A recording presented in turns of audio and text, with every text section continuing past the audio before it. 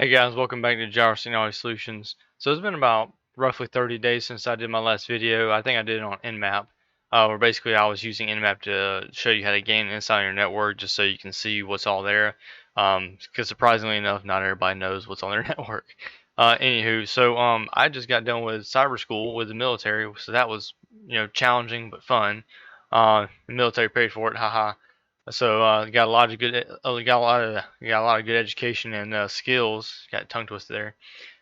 So moving forward, what I'm going to be doing is returning back to my job full time, essentially, and I'll be continuing to do what I do. So currently, for those of you that don't know, I basically maintain computers and networks and help maintain security in network and customers' networks. And also too, what I want to do is bring more education into my channel because I know that I do a lot of straightforward technical videos, which apparently people love, which is great. But what I also want to do is get people to see that it's not hard to get into. A lot of people think that, oh my goodness, how can I ever be smart enough to be in IT? Listen, guys, I've been in IT for almost roughly 9 years, and I'm still here, and my brain fries every now and then, but I'm still here. Anyway, so moving on to CompTIA's website. So right now I'm gonna tell you any vendors I mentioned in my video, they're not sponsoring me. They probably don't know who I am unless they happen to come across my website, which is highly unlikely. But anyway, they don't know who I am. But I have plenty of Cisco, CompTIA, EC Council, all those certs, and I'm just going to point you in this direction for education because, in my opinion, this is where you should start, especially if you're starting from scratch. And then also, I'm going to pivot this over to cybersecurity because people seem to think that cybersecurity is just some kind of super genius job role, and I'm here to tell you that it's not. I'm in cybersecurity at this point with the military and the private sector, and I'm here to tell you that cybersecurity is not a super genius thing. Anyway, so if you're starting out, I would definitely say go to CompTIA and go to A plus first. And the reason why I say that is because you see the symbol up here. It teaches you all the basic stuff, and then it kind of builds onto each other as it moves along.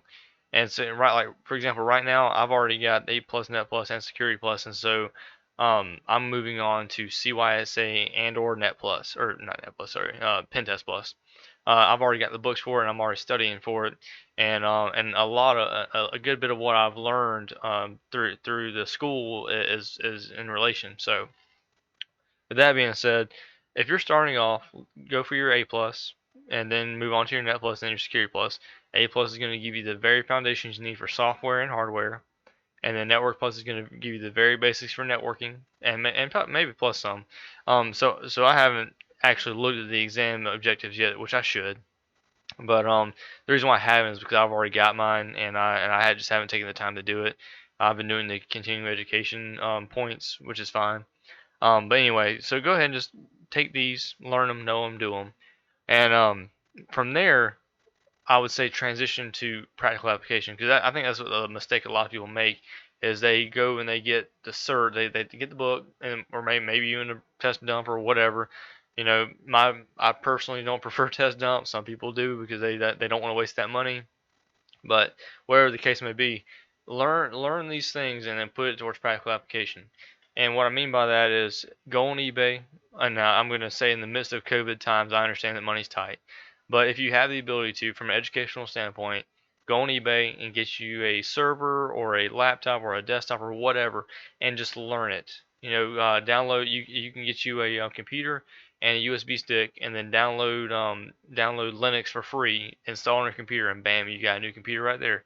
With Linux, it might be a learning curve because I know that everybody has been Windows for decades at this point.